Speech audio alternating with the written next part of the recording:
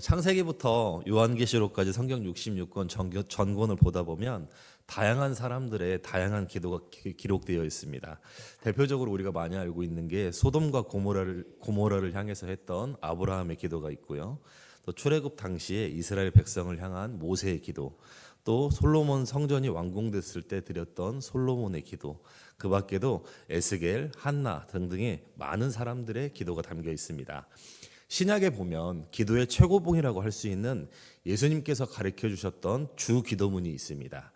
그 주 기도문은 우리가 두말할 것도 없이 기도문의 표본이기도 하고 기도문의 최고봉이라고도 합니다. 그런데 모든 성경학자들이 말하기를 창세기부터 요한계시록까지 언급된 다양한 기도 가운데 예수님이 가르쳐 주신 주 기도문을 제외하고 기도의 정수를 꼽으라고 한다면 오늘 본문 말씀인 에베소서 1장과 3절에 기록되어 있는 에베소 교회를 향한 사도 바울의 기도를 기도문의 최고봉으로 뽑습니다.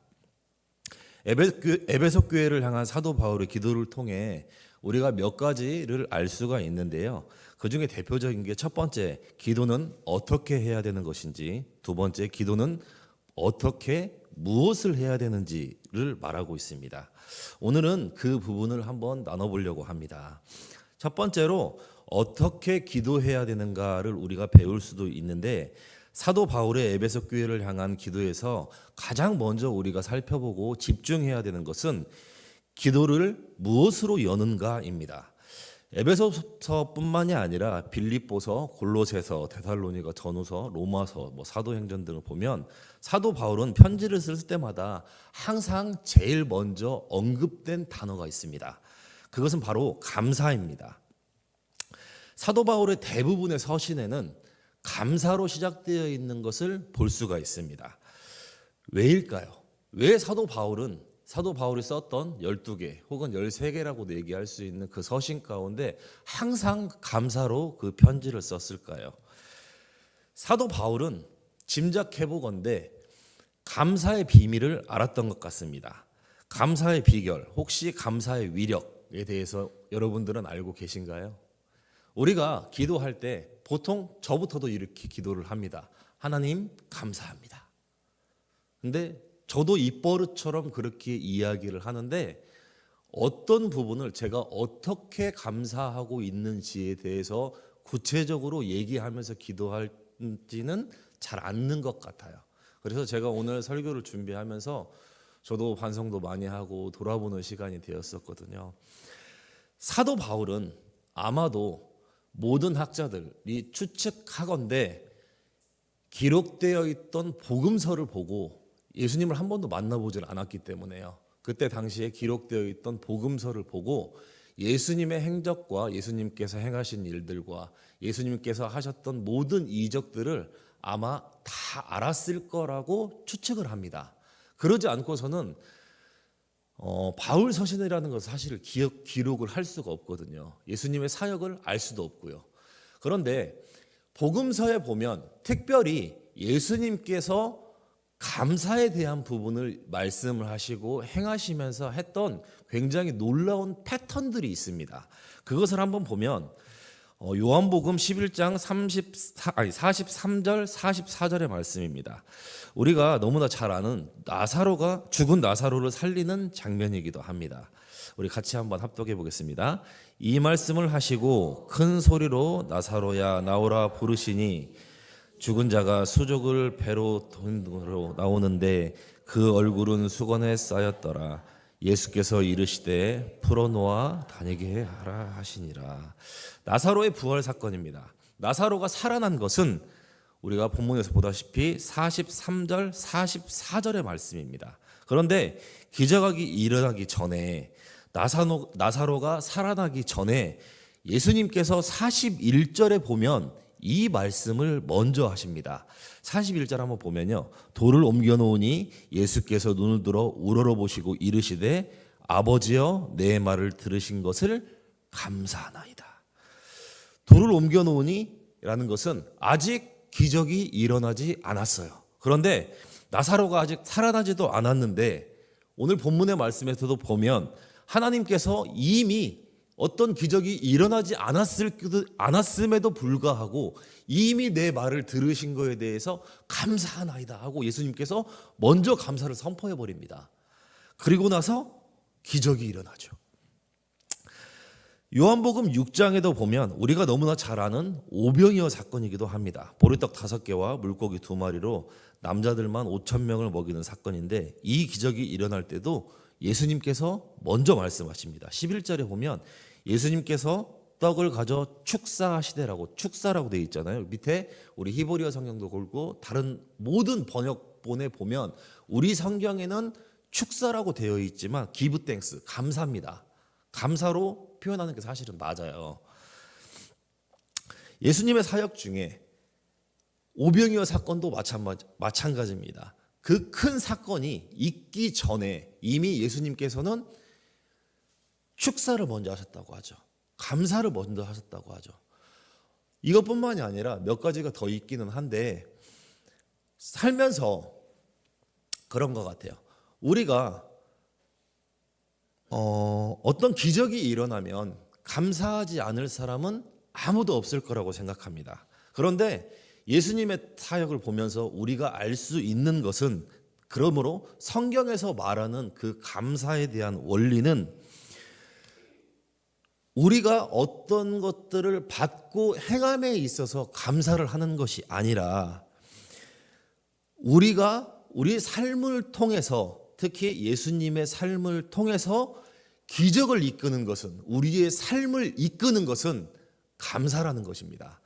그래서 사도 바울도 항상 모든 편지, 특히 서신서를 쓸 때 감사에 대한 내용을 가장 먼저 언급하고 감사에 대한 내용을 가장 먼저 말했던 것 같습니다. 그러므로 이 진리를 아신다면 내 삶에 어떤 일이 일어나기 전에 먼저 감사하시기 바랍니다. 내 삶에 놀라운 일을 행하셔서 감사합니다. 나에게 하늘에 속한 모든 신령한 복을 이미 주셔서 감사합니다. 왜냐하면 에베소서에 보면 1장에 하늘에 속한 신령한 복을 이미 너희에게 주셨다라고 말씀을 하시거든요. 그런데 우리는 받은 기억이 없는 것 같아요. 그렇지 않나요? 그런데 이것을 누리고 알 수 있는 방법이 바로 감사라는 것이에요. 구약 성경과 신약 성경에 감사라는 단어가 몇 번 정도 나오는가 한번 봤더니요, 약 정확하게 197번이 나옵니다. 구약 성경 가운데 133번, 신약 성경 가운데 63번의 감사라는 표현과 감사라는 내용이 나옵니다. 구약 성경 132번 가운데 무려 72번은 시편에서 그 감사라는 단어가 있고요. 신약 성경 64번 가운데 48번은 바울이 기록한 바울 서신에 있습니다. 그러므로 우리가 이게 그렇구나 하고 넘어갈 일이 아닙니다. 왜냐하면 142번 가운데 78번이면 거의 반절에 가까운 수거든요. 그게 시편에 몰려있다는 것은 누가 했겠습니까?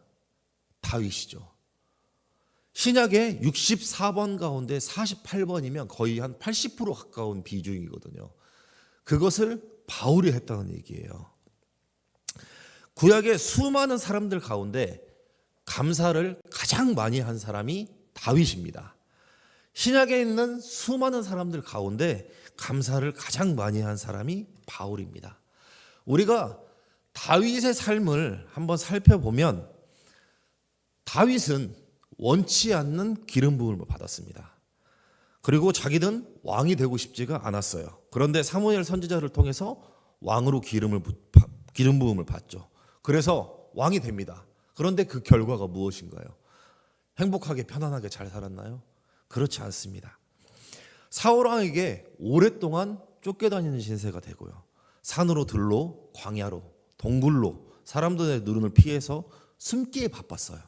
심지어 블레셋에 숨어 들어가서 아기스 왕 앞에서는 살기 위해서 미친 척까지 해야 하는 수치를 경험하게 됩니다.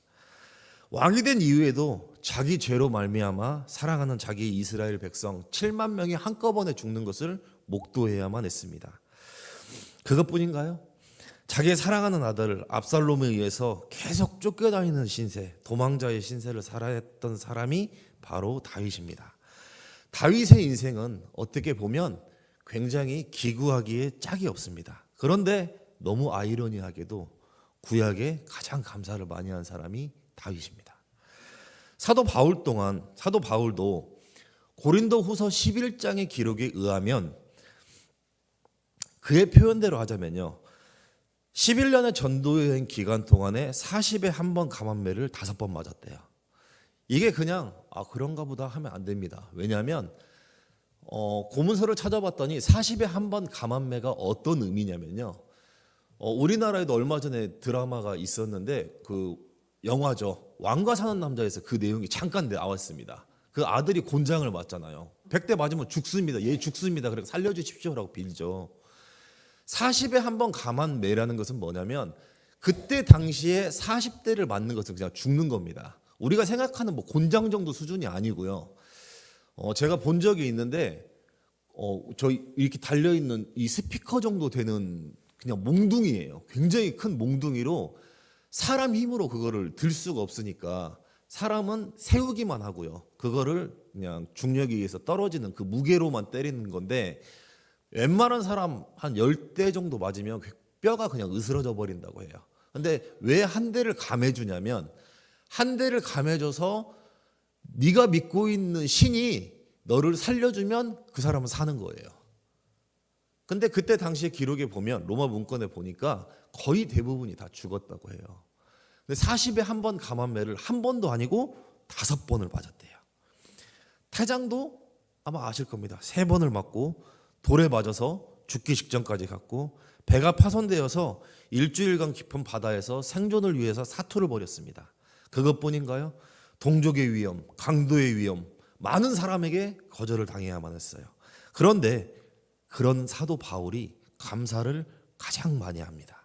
그러므로 우리가 여기서 알 수 있는 것은 감사는 적어도 환경의 열매는 아니라는 것입니다. 내 삶에, 내 인생 가운데 나는 왜 이렇게 감사가 적나? 나는 왜 이렇게 감사를 못할까? 나의 환경 때문이라고, 나의 상황 때문이라고 말하지만 성경은 그것을 모두 거짓말이라고 이야기합니다. 환경이 좋아진다고 감사가 저절로 나오지 않습니다. 상황이 바뀐다고 해서 감사가 나오지 않습니다. 감사가 환경의 열매가 아니라면 감사는 무엇의 열매일까요? 골로새서 2장 6절 7절 말씀을 우리 다 함께 읽어보겠습니다. 시작. 그러므로 너희가 그리스도 예수를 주로 받았으니 그 안에서 행하되 그 안에 뿌리를 박으며 세움을 받아 교훈을 받은 대로 믿음에 굳게 서서 감사함을 넘치게 하라.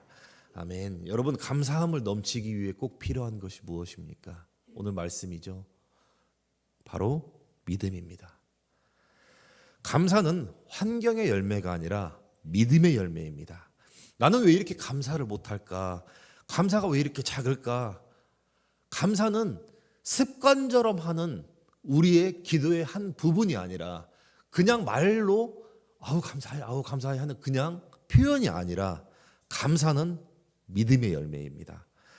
감사는 하나님의 선하심, 내 삶에 어떤 기적이 일어나지 않았다 할지라도, 내 소원이 이루어지지 않았다 할지라도, 또 내 기도가 이루어지지 않았다 할지라도 그것을 하나님께서 들으셨다, 하나님께서 반드시 이루실 것이다, 하나님은 선하신 분이시기 때문에, 하나님은 능력이 많으신 분이시기 때문에, 나를 사랑하시는 분이시기 때문에 반드시 이루어 주실 것이다 라는 그 믿음이 있다면 감사는 당연히 나옵니다. 그러나 그 믿음이 없으면요, 그 기도 제목이, 그 기도가 이루어지기 전에는 감사가 나오지 않습니다. 그러므로 중요한 것은 내가 기도할 때 감사를 하며 바라보는 것이 무엇인가에 대해서 우리가 깊이 한번 고민해 봤으면 좋겠습니다. 우리의 삶의 문제, 즉 상황은 우리로 하여금 기도의 자리로 이끌기도 합니다. 어떤 어려움과 환경과 고난은 우리로 하여금 기도하게 만들기도 합니다. 그렇기 때문에 우리가 기도를 할 때 조심해야 되는 것은 기도를 아무리 열심히 해도 나의 시선이, 나의 마음이 그 문제 가운데 있다면, 그 상황 가운데 있다면 기도를 하면 할수록 낙심이 되고 기도를 하면 할수록 더 깊은 문제에 빠지게 됩니다.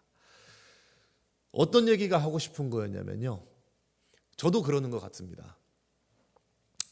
한동안 기도를 하다 보면 제가 하면서도 이게 기도인지 기도가 아닌지 항변인가? 라는 생각이 들 때도 있고요. 내가 분명히 하나님께 기도한다라고 기도를 하는데 나에게 처해진 상황만 계속 얘기하는 거예요. 그래서 하나님 이거 해주세요, 이거 해주세요, 이거 해결해 주세요, 이거 어떻게 해요, 이거 어떻게 해요, 매일 그것만 하는 거예요.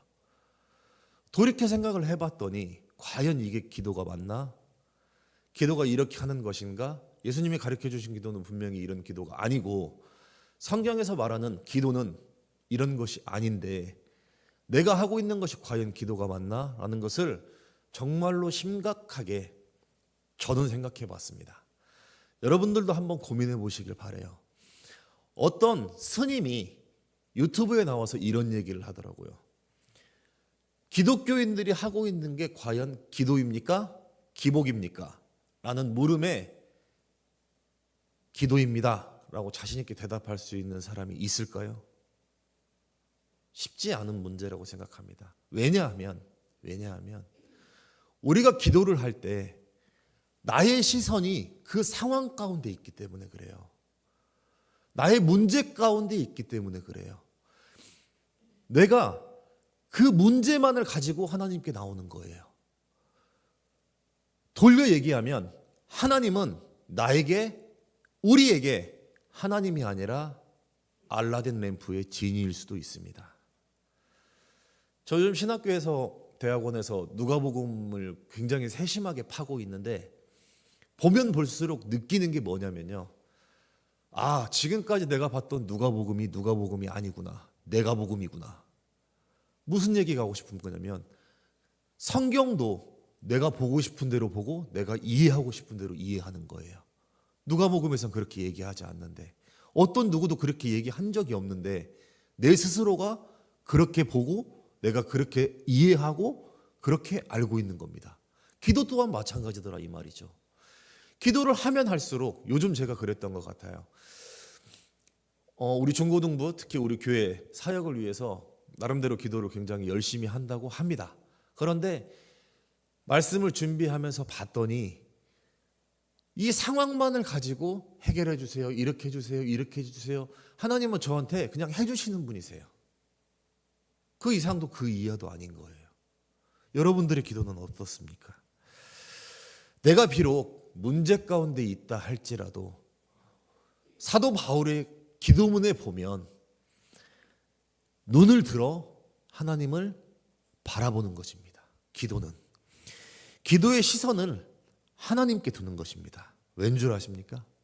우리가 다 아는 내용이죠. 그 기도의 능력이, 그 기도의 근원이 하나님께로부터 나오기 때문이에요. 우리는 입술로는 그렇게 고백합니다. 우리는 입술로 그렇게 얘기합니다. 모든 능력은 하나님께 있습니다. 우리는 그 하나님의 능력을 사용하고 싶은 사람들이에요. 냉정하게 얘기하면. 그런데 하나님께서 오늘 우리에게 말씀하고 싶으신 것 같아요. 이스라엘 백성이 애굽에서 출애굽을 한 후에 그의 백성들을 시내산으로 이끕니다. 440년 동안 노예로 살던 이스라엘 백성들을 하나님께서 출애굽을 막 시키세요. 그래서 홍해를 딱 걸르자마자 하나님께서 제일 먼저 하고 싶으셨던 것이 있었나 봐요. 그래서 시내산으로 이스라엘 백성들을 다 인도하죠. 그리고 10계명이라는 것을 모세를 통해서 딱 줍니다. 제1계명이 뭐죠, 여러분? 시작. 네, 나 외에 다른 신을 내게 두지 말라입니다. 나 외에 다른 신을 섬기지 말라라고 말씀하시는 분은 없으실 거예요. 두지 말라입니다. 우리 한글 성경에 이 번역에 대해서 조금 아쉬운 부분이 있는데, 나 외에는으로 번역된 히브리어는 알파나이라는 단어입니다. 이 단어는 우리 한글 성경에는 나 외에는으로 번역되어 있지만 히브리어의 원뜻은 얼굴 앞에라는 뜻을 가지고 있습니다. 이스라엘 백성이 애굽에서 건져내신 후에 가장 먼저 그의 백성들에게 하신 말씀이, 내 백성 이스라엘아, 이제 네 얼굴에는 나만 있게, 그리고 내 얼굴에는 너만 있어 라는 표현이거든요. 이 표현 때문에 우리가 십계명을 다른 표현으로 얘기할 때 혼인서약서라고 이야기하는 이유도 맨 1절이 이렇게 되어 있기 때문에 그렇거든요.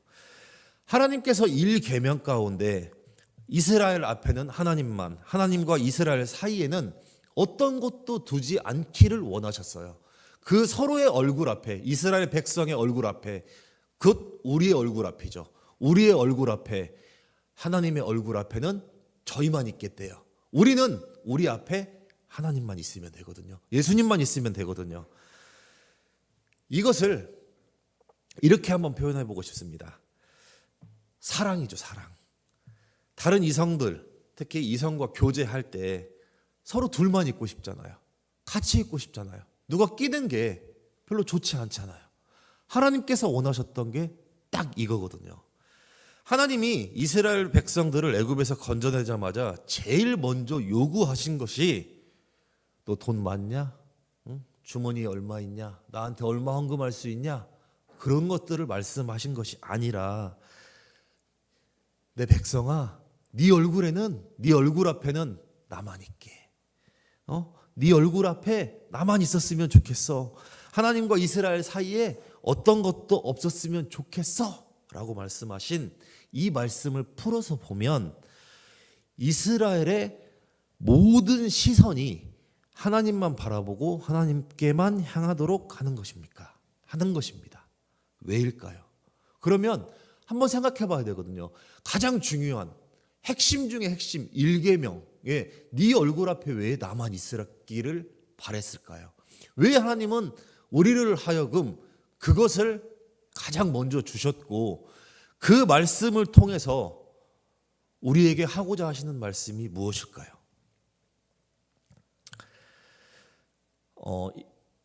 성경을 다 한번 찾아보셨으면 좋겠습니다. 시편 115편 8절의 말씀입니다. 시편 115편 8절의 말씀입니다. 자, 굉장히 중요한 말씀이니까요. 우리 펜 있으신 분들은 밑줄 그어놓고 나중에 이 말씀을 계속 한번 묵상해 봤으면 좋겠어요. 제가 한번 읽어보겠습니다. 우상들을 만드는 자들과 그것을 의지하는 자들이 다 그와 같으리로다. 다시 한번요. 우상을 만드는 자들과 그것을 의지하는 자들이 다 그와 같으리로다. 우상을 만드는 자나 그것을 의지하는 자가 다 우상 같대요. 다 우상처럼 된대요. 무슨 말이냐면, 사람은 자기가 바라보는 것, 자기의 시선이 있는 것을 닮아가게 되어 있습니다. 자기의 마음이 가는 곳에 마음이 놓여지는 대상, 그것을 사람은 의식하든 의식하지 못하든 닮아가게 되어 있습니다. 그래서 부부는 많이 닮는다고 하잖아요. 그 이유가 그런 이유이기도 한가 봅니다. 그래서 하나님은 이스라엘 백성 가운데 가장 먼저 원했던 것이 이스라엘 백성들로 하여금 그 시선을 원했던 것이에요. 눈으로 보는 시선 말고요. 마음의 시선을 말하는 겁니다. 욥기에 보면 욥의 고백 중에 마지막 이렇게 욥이 고백을 하죠.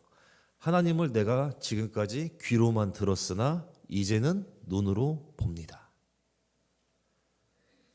욥은 하나님이 인정하시는 의인이었어요. 그는 의롭고 순전하여 악에서 떠난 자라고 하나님께서 평가한 사람입니다.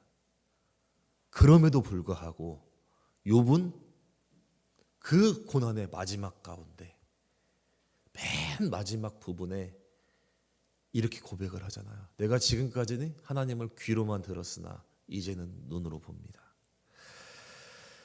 그래서 열심히 기도하셔야 됩니다. 왜냐하면 기도의 능력이 있는 것처럼 어떤 사람들은 이야기해요. 너무너무 안타까운 게 참 요즘 유튜브 같은 거 보면 뭐 방언기도 학교라고 해가지고 막 그 이상한 짓 하고 아주 지금도 그런 사람들이 굉장히 많더라고요. 여러분, 기도의 능력이 있습니까? 기도에는 절대 능력이 없습니다. 그 기도를 들으시는 하나님께 능력이 있는 줄로 믿습니다. 그 기도를 들으시는 하나님께만 소망이 있고 그 기도를 들으시는 하나님께 모든 것이 있는 것입니다. 그러니까 우리 더더욱더 열심히 기도해야 됩니다. 그래서 기도할 때 나의 시선을 어떤 문제나 상황이 아니라 눈을 들어 하나님을 바라봐야 되는 것입니다. 기도라는 것은요, 나의 뜻으로 하여금 나의 뜻을 가지고 하나님을 복종시키는 것이 아니라 나의 뜻이 어떤 것을 소망하고 갈망한다 할지라도 그것이 하나님의 뜻이라면 나를 복종시켜서 하나님의 뜻이 이루어지도록 간구하는 것이 기도입니다. 오늘 본문인 사도 바울의 기도문을 살펴보면 에베소 교회의 현재 상황을 기도하는 내용은 단 한마디도 없습니다. 에베소서에 굉장히 문제가 많았어요. 이런저런 문제들이 넘쳐났습니다. 그런데 그 에베소 교회를 향한 사도 바울의 기도에는 에베소 교회를 향한 현상의 기도는 단 한마디도 없습니다. 현재 에베소 교회의 상황에 대해서 기도하고 있다는 얘기가 없다라는 거예요. 그러면 어떤 것을 가지고 기도를 했을까요? 사도 바울의 에베소 교회를 향한 기도는 그 현상을 놓고 기도한 것입니다. 에베소 교인들이 하나님을 몰랐을까요? 그런데 사도 바울의 기도문에는 하나님을 바로 알게 해주십시오 하는 기도문이 있죠. 어떤 상황을 가지고 기도한 것이 아니라 현상을 놓고 기도하는 것입니다. 오늘 우리 토요 철야 기도 때도 마찬가지, 토요 특별 기도회 때도 마찬가지고 우리 수요 예배 하반부에도 마찬가지고 우리가 통성으로 많이 기도합니다. 그런데 오늘은 이렇게 한번 해보면 어떨까요? 제가 굉장히 좋아하는 단어 중에 하나가 조명이라는 단어를 굉장히 좋아합니다. 이거 조명이잖아요. 여러분들도 저도 눈을 감고 하나님의 존전 앞에 여러분 한 분 한 분을 한번 세워보시기 바랍니다. 그리고 그 조명이 하나님과 여러분만 비춰보시기 바랍니다. 그리고 하나님께 잠잠히 한번 묻는 시간이 되어봤으면 좋겠습니다. 하나님, 제가 하나님을 보고 있는 게 맞는지요? 내가 올바르게 가고 있는 게 맞는지요? 하나님께서 나를 통해서 이루고자 하시는 그 뜻을 내가 묵묵히 걸어가고 있는 것은 맞는지요? 라는 제목을 가지고 우리 정말 잠잠히 눈을 감고 우리 하나님의 존전 앞에 나아가 봤으면 좋겠습니다.